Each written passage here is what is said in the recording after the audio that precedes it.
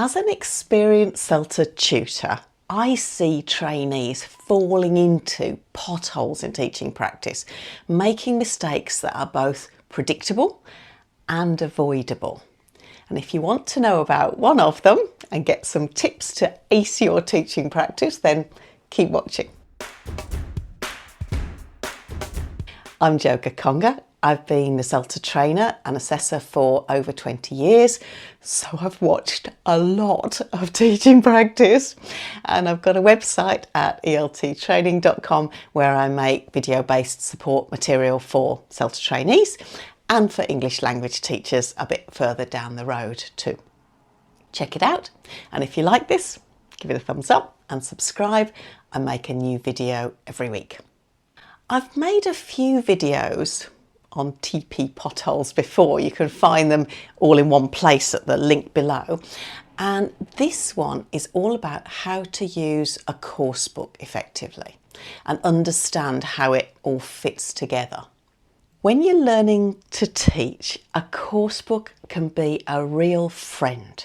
It'll give you good activities.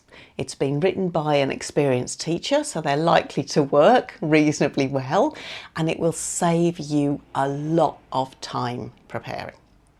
You do have to adapt it for your particular learners, of course. That's your job, you're a teacher, but it's worth thinking about the activities and how they're going to fit into your lesson. Like any useful tool, you need to learn how to use a course book.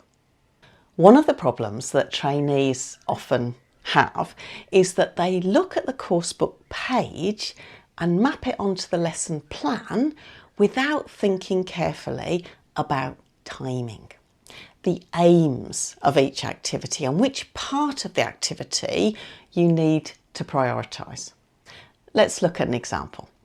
This is a typical coursebook page. It's from Outcomes, pre-intermediate, and it's a free sample unit. So if you want to use it yourself, the link's just below. This is a great unit, I think, with some very useful language in it, and I like the way it's laid out. But if you look at it as a novice teacher, you'd be forgiven for not seeing the important parts of each activity, because they look quite small. Let's look through the page together. We kick off with a lead-in to get them thinking about the topic and start the lesson off with a nice buzzy pair work task. Then we move on to some useful vocabulary about solving hotel problems. And as a teacher, this is the part where you have to make sure that the learners understand the meaning of these phrases, as well as the form and how to say them fluently.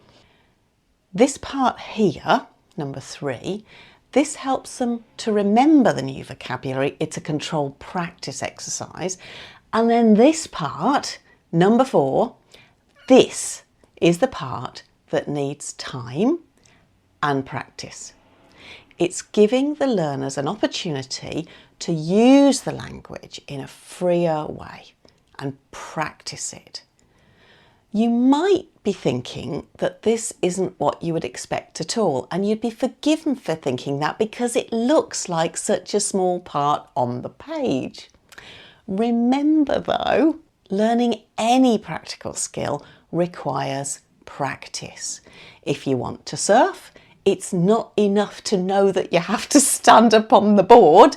You're going to have to do it again and again and again to master it. And it's going to take time.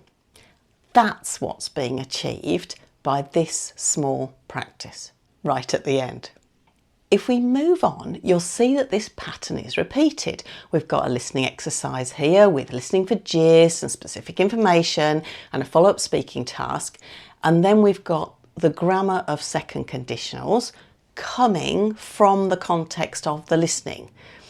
Here's the part where we check they understand. And then there are 2 practice exercises. Here's a control practice and here's a less control practice exercise. Which one looks longer, do you think? Maybe this one? But which do you think is more difficult? It's this one. So Which do you need to spend more time on? This one. Finally, this activity here pulls together all of the language that they've been learning, and it gives them a chance to use it and recycle it and practice it and make it more likely that they'll remember it. It's actually the most important part of the whole 2 pages, in my opinion.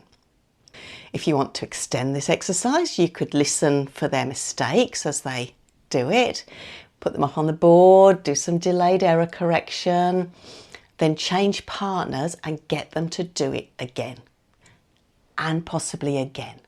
Repetition of this kind of thing is very helpful. So this is the rub. My top tip here is to really think about how much time it takes to learn a practical skill and make sure that you prioritise the personalised, authentic practice tasks, even if they look like a small exercise on the Coursebook page. If this has been useful, then check out my website at ELT Training for support and tips for CELTA and beyond. See you soon.